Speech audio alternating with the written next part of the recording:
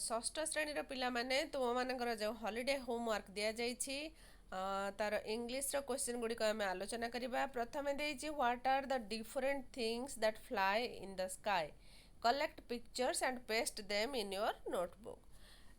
को गुड़ाक आकाश रे उड़े तार पिक्चर सब तुम कलेक्ट करिवो आ ताकू तुम खाता रे पेस्ट करिवो हैला।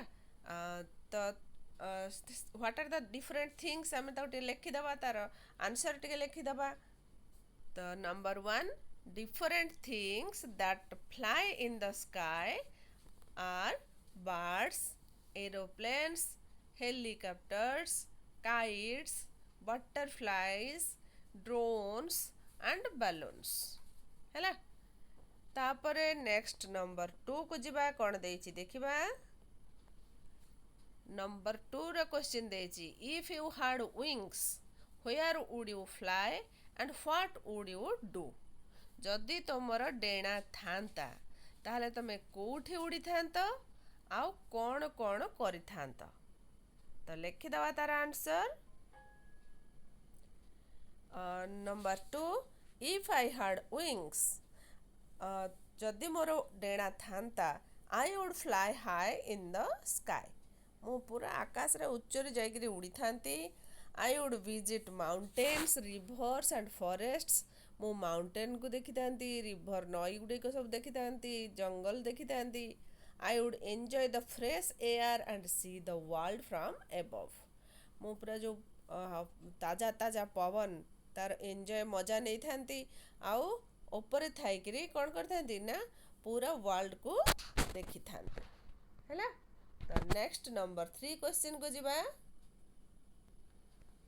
नंबर 3 कहिछि write 2 or 3 lines about how Raja festival is celebrated in Odisha. आम ओडिशा रे रज पर्व किपरि पालन करा जाए 2 किंबा 3टी वाक्य रे ताकू लेखिबा। अच्छा, about Raja festival, Raja festival is celebrated in Odisha to welcome the rainy season. Raja festival काहेकि हमर ओडिशा रे पालन करा जाए ना रेनी सीजन को, वर्षा ऋतु को वेलकम करिबा पाई, स्वागत करिबा पाई। People enjoy swings, wear new clothes and eat special foods. लोक मैंने कौन करती ना दोली खेलती, दोली खेलिबार मजा नियंती, नुआ नुआ कपड़ा बा लुगापटा पिंधती आउ भल पिठा पଣା करिकी खाती। Girls do not do any work and enjoy the festival happily. झियो माने साधारणतः किछि काम से 3 दिन करती नाही, से माने ए फेस्टिवल रो मजा नियंती। नेक्स्ट नंबर 4 को जिबा। नंबर 4 कहिछि what materials do you need to make a kite by yourself.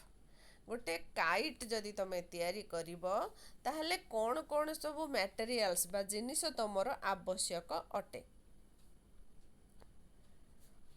The materials needed to make a kite are paper, bamboo sticks, thread, glue, scissors and cloth. Cloth जदि तमे कागज रे भी तार लांज करि परिबो नल नै कोन लांजटा कपड़ा रे मध्य करि परिबो हैला।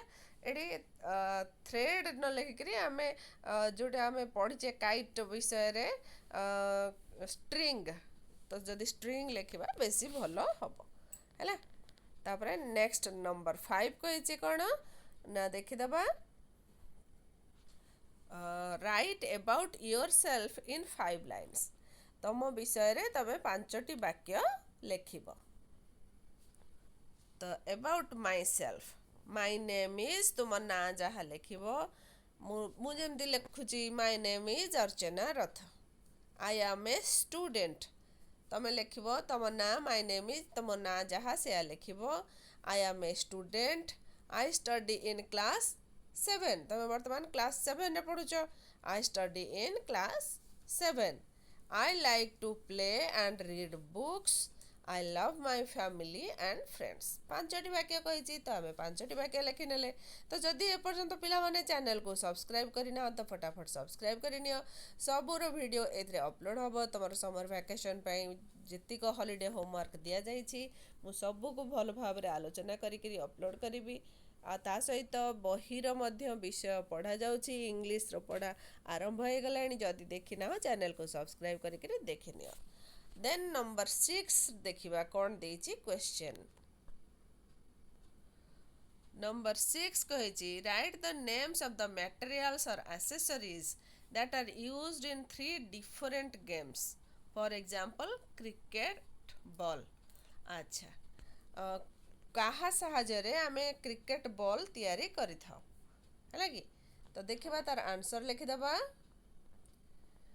Materials used in 3 games: cricket, bat, the football रे ball, cricket रे bat, football रे ball, ball ଆଉ बैडमिंटन रे racket ହେଲା। तापरे नंबर 7 ଦେଇଛି write the name of 5 fruits from the letters mentioned।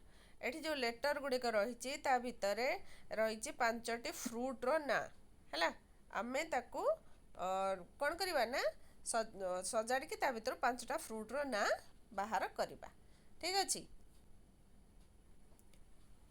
तो आंसर लिखा 5 fruits from the given letters are mango, apple, orange, banana and plum। यही 5टी फ्रुट्र ना आम से जो लेटर दिखाई ता देहरु पाउचे। तो एतिकी थिला आज क्वेश्चन आंसर गुड़िक। निश्चित भाव में भिडियोटी तुम हेल्पफुल होती तो लाइक टे कर नियो। और जदि चैनल को सब्सक्राइब करना तो फटाफट सब्सक्राइब करने सहित नोटिफिकेशन बेल को ऑन कर दे था, जहाँफल कि मुझे जिते भी नुआ नुआ वीडियो अपलोड करी तुम मान पाखे आग नोटिफिकेशन पहुँची तुम मैंने देखी नब। ठीक अच्छे, थैंक यू।